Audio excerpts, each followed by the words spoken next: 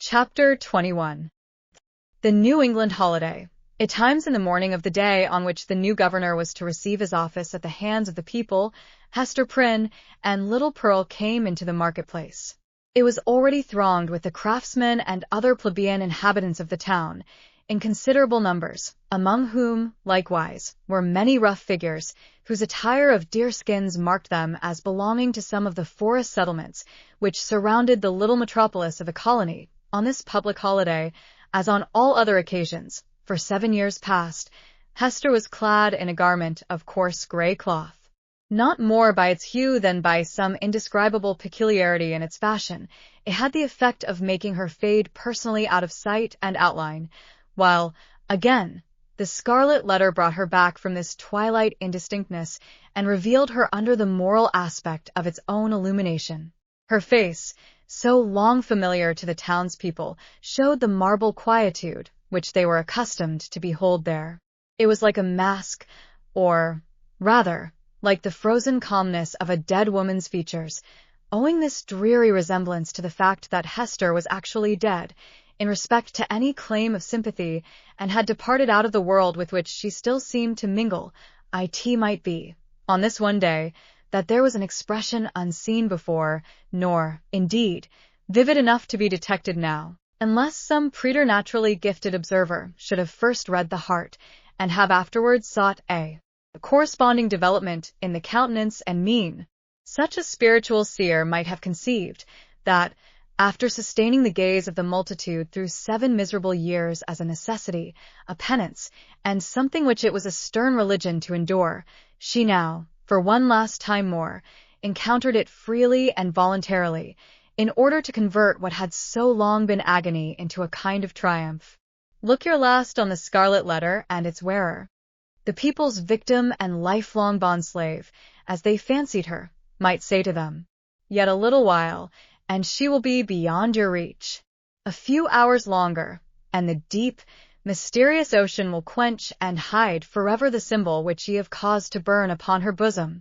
Nor were it an inconsistency too improbable to be assigned to human nature, should we suppose a feeling of regret in Hester's mind, at the moment when she was about to win her freedom from the pain which had been thus deeply incorporated with her being.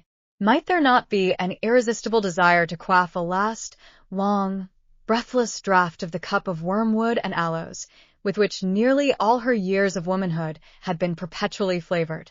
The wine of life, henceforth to be presented to her lips, must be indeed rich, delicious, and exhilarating in its chaste and golden beaker, or else leave an inevitable and weary languor after the lees of bitterness wherewith she had been drugged, as with a cordial of intensest potency.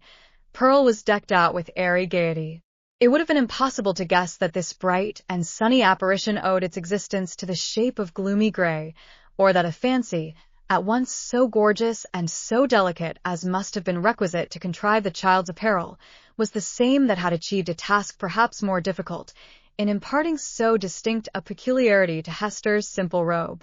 The dress, so proper was it to little Pearl, seemed an effluence, or inevitable development and outward manifestation of her character, no more to be separated from her than the many-hued brilliancy from a butterfly's wing, or the painted glory from the leaf of a bright flower. As with these, so with the child, her garb was all of one idea with her nature. On this eventful day, moreover, there was a certain singular inquietude and excitement in her mood, resembling nothing so much as the shimmer of a diamond, that sparkles and flashes with the varied throbbings of the breast on which it is displayed. Children have always a sympathy in the agitations of those connected with them, always, especially, a sense of any trouble or impending revolution, of whatever kind, in domestic circumstances, and therefore Pearl, who was the gem on her mother's unquiet bosom, betrayed, by the very dance of her spirits, the emotions which none could detect in the marble passiveness of Hester's brow. This effervescence made her flit with a bird-like movement, rather than walk by her mother's side. She broke continually into shouts of a wild, inarticulate, and sometimes piercing music. When they reached the marketplace, she became still more restless, on perceiving the stir and bustle that enlivened the spot, for it was usually more like the broad and lonesome green before a village meeting house than the center of a town's business. "Why, what is this, mother?" cried she. "Wherefore have all the people left their work today? Is it a play-day for the whole world? See, there is the blacksmith. He has washed his sooty face, and put on his Sabbath-day clothes, and looks as if he would gladly be merry, if any kind body would only teach him how. And there is Master Brackett, the old jailer, nodding and smiling at me. Why does he do so, mother?" "He remembers thee a little babe, my child," answered Hester. "He should not nod and smile at me for all that. The black, grim, ugly-eyed old man," said Pearl. "He may nod at thee, if he will, for thou art clad in gray, and wearest the scarlet letter. But see, mother, how many faces of strange people, and Indians among them, and sailors. What have they all come to do, here in the marketplace?" "They wait to see the procession pass," said Hester. "For the governor and the magistrates are to go by, and the ministers, and all the great people and good people, with the music and the soldiers marching before them." "And will the minister be there?" asked Pearl. "And will he hold out both his hands to me, as when thou ledst me to him from the brookside?" "He will be there, child," answered her mother. "But he will not greet thee today, nor must thou greet him." "What a strange, sad man is he," said the child, as if speaking partly to herself. "In the dark night-time he calls us to him, and holds thy hand in mine, as when we stood with him on the scaffold yonder. And in the deep forest, where only the old trees can hear, and the strip of sky see it, he talks with thee, sitting on a heap of moss. And he kisses my forehead, too, so that the little brook would hardly wash it off. But here, in the sunny day, and among all the people, he knows us not, nor must we know him. A strange, sad man is he, with his hand always over his heart. Be quiet, Pearl. Thou understandest not these things," said her mother. "Think not now of the minister, but look about thee, and see how cheery is everybody's face today. The children have come from their schools, and the grown people from their workshops and their fields, on purpose to be happy. For, today, a new man is beginning to rule over them.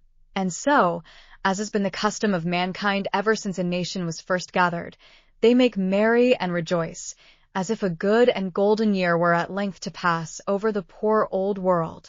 It was as Hester said, in regard to the unwonted jollity that brightened the faces of the people.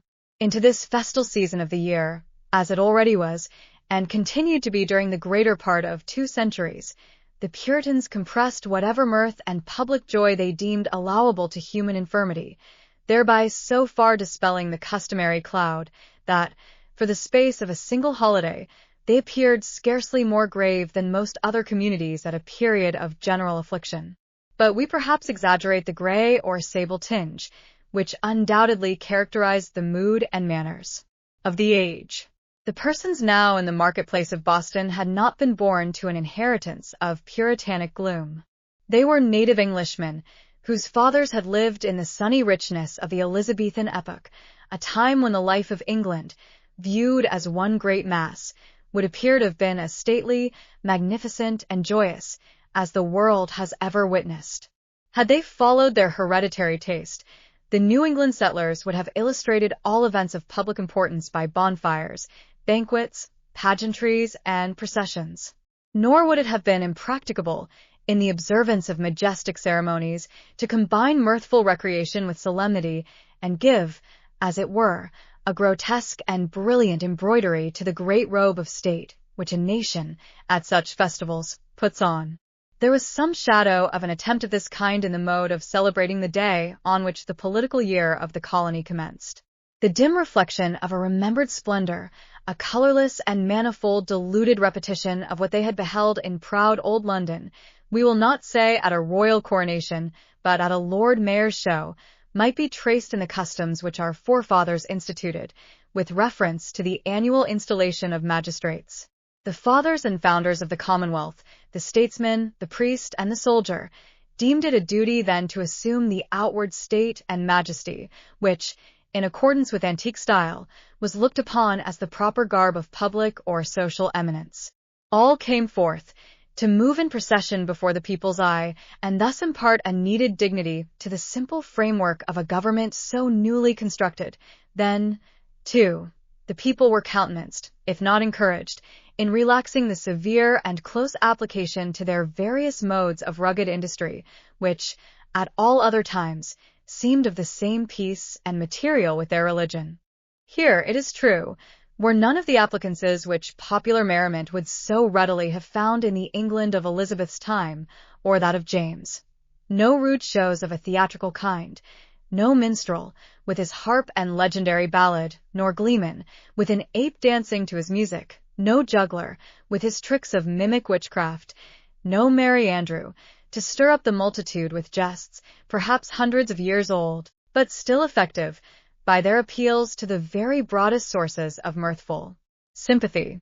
All such professors of the several branches of jocularity would have been sternly repressed, not only by the rigid discipline of law, but by the general sentiment which gives law its vitality. Not the less, however, the great, honest face of the people smiled, grimly, perhaps, but widely too. Nor were sports wanting, such as the colonists had witnessed and shared in, long ago, at the country fairs and on the village greens of England, and which it was thought well to keep alive on this new soil, for the sake of the courage and manliness that were essential in them. Wrestling matches, in the different fashions of Cornwall and Devonshire, were seen here and there about the marketplace. In one corner, there was a friendly bout at quarterstaff, and, what attracted most interest of all, on the platform of the pillory, already so noted in our pages, 2 masters of defense were commencing an exhibition with the buckler and broadsword.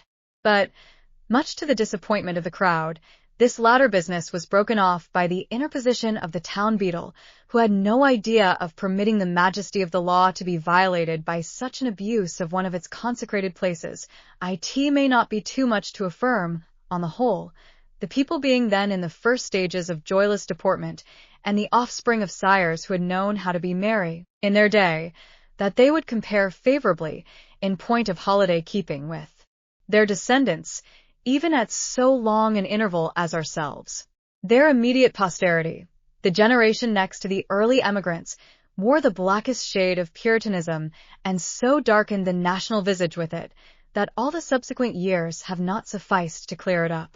We have yet to learn again the forgotten art of gaiety, the picture of human life in the marketplace, though its general tint was the sad gray, brown, or black of the English emigrants, was yet enlivened by some diversity of hue. A party of Indians, in their savage finery of curiously embroidered deerskin robes, wampum belts, red and yellow ochre and feathers, and armed with the bow and arrow and stone-headed spear, stood apart, with countenances of inflexible gravity, beyond what even the Puritan aspect could attain. Nor, wild as were these painted barbarians, were they the wildest feature of the scene. This distinction could more justly be claimed by some mariners, a part of the crew of the vessel from the Spanish Main, who had come ashore to see the humors of Election Day. They were rough-looking desperadoes, with sun-blackened faces and an immensity of beard. Their wide, short trousers were confined about the waist by belts, often clasped with a rough plate of gold, and sustaining always a long knife, and, in some instances, a sword. From beneath their broad-brimmed hats of palm-leaf gleamed eyes which, even in good nature and merriment, had a kind of animal ferocity. They transgressed, without fear or scruple, the rules of behavior that were binding on all others, smoking tobacco under the beadle's very nose, although each whiff would have cost a townsman a shilling, and quaffing, at their pleasure, draughts of wine or aqua vitae from pocket flasks, which they freely tendered to the gaping crowd around them. It remarkably characterized the incomplete morality of the age, rigid as we call it, that a license was allowed the seafaring class, not merely for their freaks on shore, but for far more desperate deeds on their proper element. The sailor of that day would go near to be arraigned as a pirate in our own. There could be little doubt, for instance, that this very ship's crew, though no unfavorable specimens of the nautical brotherhood, had been guilty, as we should phrase it, of depredations on the Spanish commerce, such as would have periled all their necks in a modern court of justice. but the sea, in those old times, heaved, swelled, and foamed, very much at its own will, or subject only to the tempestuous wind, with hardly any attempts at regulation by human law. The buccaneer on the wave might relinquish his calling, and become at once, if he chose, a man of probity and piety on land, nor, even in the full career of his reckless life, was he regarded as a personage with whom it was disreputable to traffic or casually associate. Thus, the Puritan elders, in their black cloaks, starched bands, and steeple-crowned hats, smiled not unbenignantly at the clamor and rude deportment of these jolly seafaring men, and it excited neither surprise nor animadversion when so reputable a citizen as old Roger Chillingworth, the physician, was seen to enter the marketplace in close and familiar talk with the commander of the questionable vessel. The latter was by far the most showy and gallant figure, so far as apparel went, anywhere to be seen among the multitude. He wore a profusion of ribbons on his garment and gold lace on his hat, which was also encircled by a gold chain and surmounted with a feather. There was a sword at his side, and a sword cut on his forehead, which, by the arrangement of his hair, he seemed anxious rather to display than hide.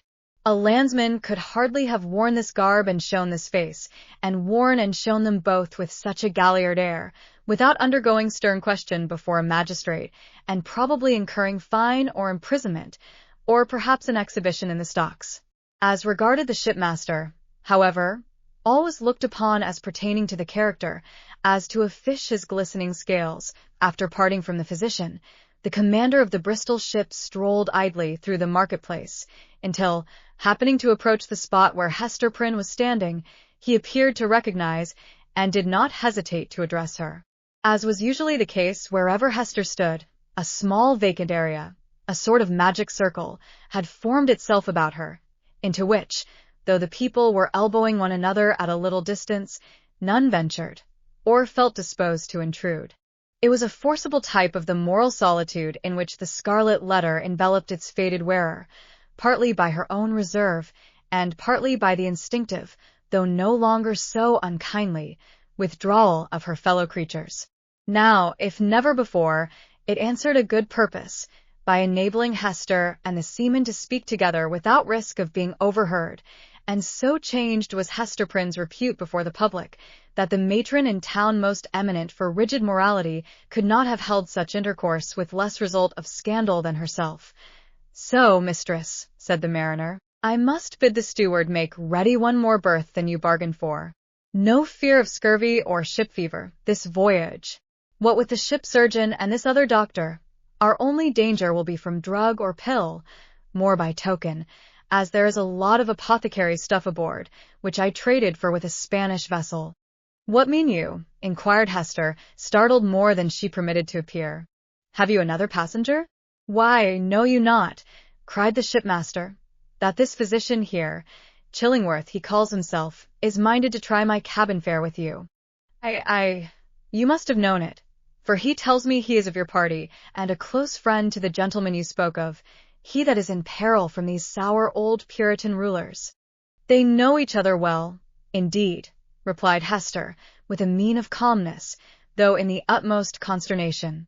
"They have long dwelt together." Nothing further passed between the mariner and Hester Prynne. But, at that instant, she beheld old Roger Chillingworth himself, standing in the remotest corner of the marketplace, and smiling on her, a smile which, across the wide and bustling square, and through all the talk and laughter, and various thoughts, moods, and interests of the crowd, conveyed secret and fearful meaning.